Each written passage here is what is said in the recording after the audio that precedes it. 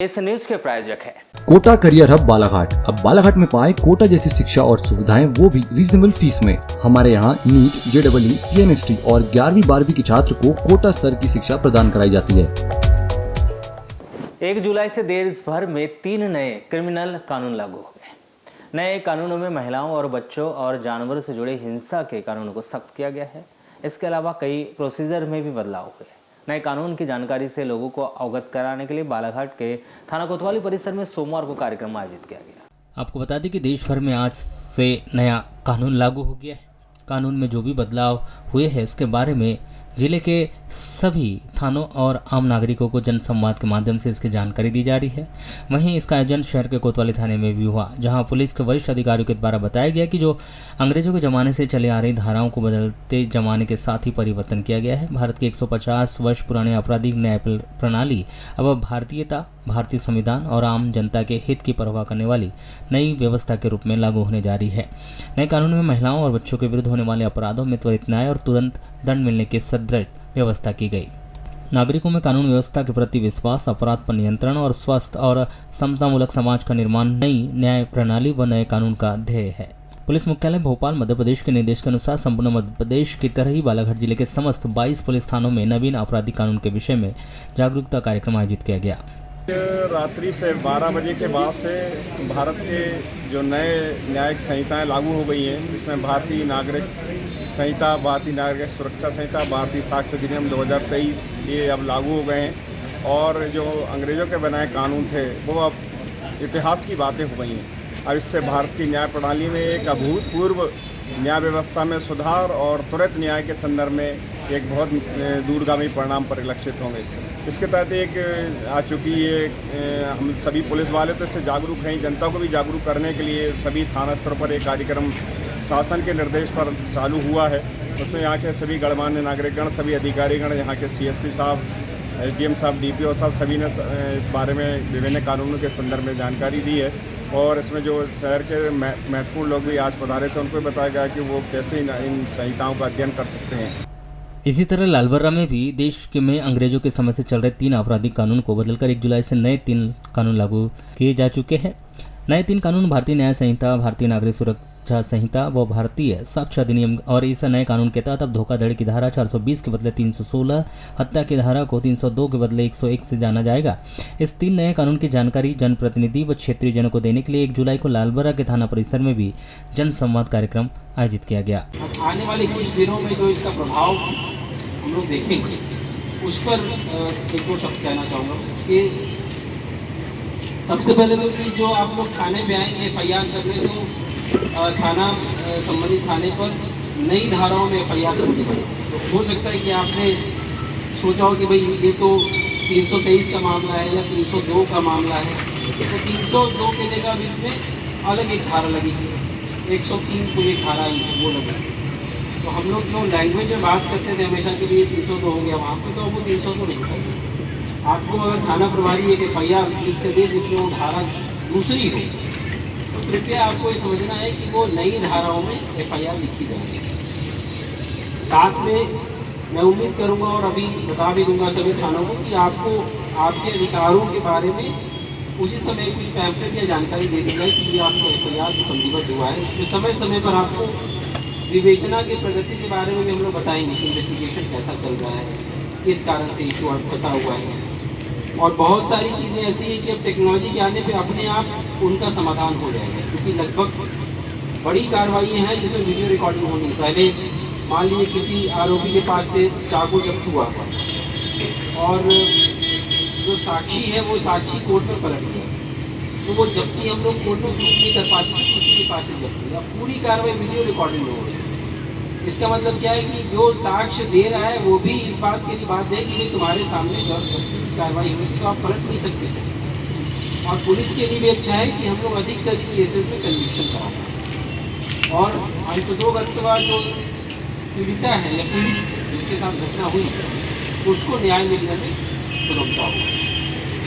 इसके ऐसे और भी कई प्रावधान हैं, पर इन शॉर्ट में आपको यही बताना चाह रहा हूँ कि एक तो FIR की प्रक्रिया में चेंज होगा, दूसरा जो इन्वेस्टिगेशन का प्रोसेस है उसमें भी टेक्नोलॉजी का बहुत ज़्यादा यूज है। वीडियो रिकॉर्डिंग उसके बाद पेन ड्राइव में चीज़ों को स्टोर करना, आपके जो सम्मन्स हैं वो ऑनलाइन तामील किए जाएंगे। पहले हार्ड कॉपी में आता था, आरक्षक साइन कराता था। अगर आप कहीं बाहर हैं तो आपको ऑनलाइन वो तामील होगा, आप ऑनलाइन साइन कर सकते हैं। बहुत सारी सुविधाएं जो, और ये मैं नहीं बोल रहा कि डे वन से ये आपको फ्लॉलेसली स्टार्ट हो जाएगा। हो सकता है कि उसको, क्योंकि सिस्टम पूरी तरह से नया बना है, CCTNS का जो सिस्टम था उसमें कुछ नए मॉडिफिकेशन किए हैं, जिसके तहत सारी चीज़ें ऑनलाइन होंगी। तो सिस्टम में धीरे धीरे जैसा आप लोग का फीडबैक मिलेगा, जनता से जैसा फीडबैक हम लोग को मिलेगा, उस आधार पर फीडबैक हम लोग वरिष्ठ अधिकारियों तक पहुँचाकर उनमें चेंजेस लाएंगे। ओवरऑल पर्पस लोगों FIR और क्रिमिनल प्रोसेस को सुगम बनाना है, जिसकी शुरुआत आज हुई है। इसी तरह वाराणसी पुलिस थाना परिसर में भी 1 जुलाई को लागू हो रहे नवीन आपराधिक कानून के संबंध में जागरूकता के लिए बैठक आयोजित किया गया। यह बैठक पुलिस महानिरीक्षक बालाघाट जोन संजय सिंह, एसडीओपी अभिषेक चौधरी, थाना प्रभारी विवेंद्र वेंकट तांडिया, अन्य जनप्रतिनिधियों की उपस्थिति में प्रारंभ की गई, जिसमें पुलिस अधिकारियों के द्वारा पूर्व में चली आ रही समस्त दंड प्रणाली को भारतीय न्याय संहिता, भारतीय नागरिक सुरक्षा संहिता व भारतीय साक्ष्य अधिनियम के बदले जाने की जानकारी देते हुए बताया कि 1800 के समय भारत में अपनी कोई दंड प्रणाली निश्चित नहीं थी। अंग्रेजों के द्वारा दंड प्रणाली का निर्माण करवाया गया था, जिससे स्वयं के लिए कम दंड वही भारतीयों के लिए कठोर दंड रखा गया था। जैसे उस समय वाहन केवल अंग्रेजों के पास थे, इसलिए थाने से जमानत का प्रावधान था, और भारतीय जिसके घर में 2 दिन से अनाज नहीं बना था, वो बच्चे पत्नी सब भूखे, ऐसे वह व्यक्ति 2 रोटी भी चुरा लेता था तो उसके लिए चोरी की सजा का प्रावधान था, जेल में डाल दिया जाता था, क्योंकि वहाँ समय अंग्रेजों का राज था। क्योंकि अंग्रेजों का राज था तो वह चोरी नहीं करते थे। 1800 का कानून हम 21वीं सदी में चला रहे हैं, वर्तमान में 2024 वर्ष चल रहा है, हर चीज़ आगे बढ़ चुकी है। चोरी करने के साधन नए नए आए, नए नए अपराध भी हो रहे हैं। ऐसे में भारत सरकार के द्वारा इन कानून के माध्यम से बच्चे महिलाओं को सुरक्षा देने का भी काम किया गया है। नए कानून बनाए गए हैं, सजा का प्रावधान भी बढ़ा है, जुर्माना भी बढ़ाया गया, परंतु इसमें एक अच्छी बात है कि न्याय की समय सीमा भी तय की गई। तो उसकी टाइम लिमिट फिक्स कर दी। ये नहीं कि आपकी जांच 2 साल तक चल रही है, 3 साल तक चल रही है, तो उसमें टाइम लिमिट फिक्स कर दी। विवेचना की भी एक टाइम लिमिट है। फिर ट्रायल के लिए मामला जा रहा है तो कोर्ट में जो ट्रायल होगी उसकी भी टाइम लिमिट फिक्स की। फिर दूसरा जो कार्रवाई होंगी उसमें टेक्नोलॉजी का बहुत यूज किया है। जैसे अभी पहले हम जब्ती करते थे तो जब्ती कागज़ पे कर ली, गवाह हो गए।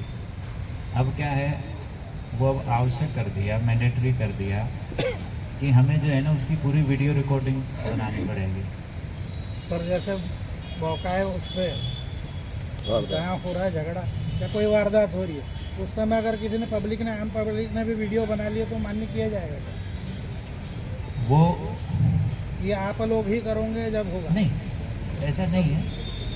वो भी देखो, कोई सिविल का आदमी भी गवाही देता है तो मान्य होती है ना कोर्ट में, ऐसी कोई बात नहीं है। उसकी भी एक वैल्यू रहेगी। ऐसा नहीं है कि पुलिस जो वीडियो बनाती है उसी की वैल्यू रहेगी। किसी सिविलियन ने वीडियो बनाया है तो उसकी भी वैल्यू रहेगी। बस ये होता है कि उसका हमें थोड़ा एक एजेंट उसको चेक करवाना पड़ेगा। एडिटिंग तो नहीं है। हाँ, साइबर से FSL से हमें उसकी वेरिसिटी चेक करवानी पड़ेगी, बाकी उसकी अपनी वैल्यू होती है। सर एक एज पर इन्फॉर्मेशन ये बात भी सामने आई थी हाँ, इसमें यानी इनका जो सवाल था वो यही था, किसी महिला ने शिकायत की तो पहले से भी है, उसमें तत्काल गिरफ्तारी की आवश्यकता नहीं है। इसी तरह लामता के पुलिस थाना परिसर में भी आपराधिक नए कानून के लिए जागरूकता कार्यक्रम आयोजित किया गया। कार्यक्रम में परसवाड़ा SDOP सतीश साहू, लामता थाना प्रभारी PS डामोर, लामता सरपंच हुलसमल कोचर सहित आसपास के गांवों के सरपंच, पत्रकार बंधु हुए, आंगनबाड़ी कार्यकर्ता बहनें, व्यापारी बंधु भी उपस्थित रहे। सुरक्षा संहिता हो गई है, भारतीय न्याय संहिता हो गई है और भारतीय साक्ष्य अधिनियम हो गया है। साक्ष्य अधिनियम बहुत कम लोग जानते हैं, जिसमें न्यायालय में साक्ष्य होता है, जैसे गवाही देने जाते हैं तो आपने बताया कि साहब उसको डंडे से मारा है, तो यही वही डंडा है। तो अगर वो साक्षी बयान देने गया, वो उसने पहचान कर लिया साहब इसी से मारा था, तो मजिस्ट्रेट रहता है उसको उसमें लिख देता है कि साक्षी द्वारा सही बयान दिया गया, तब जाके उसको सजा मिलती है। उसको साक्ष्य अधिनियम कहते थे।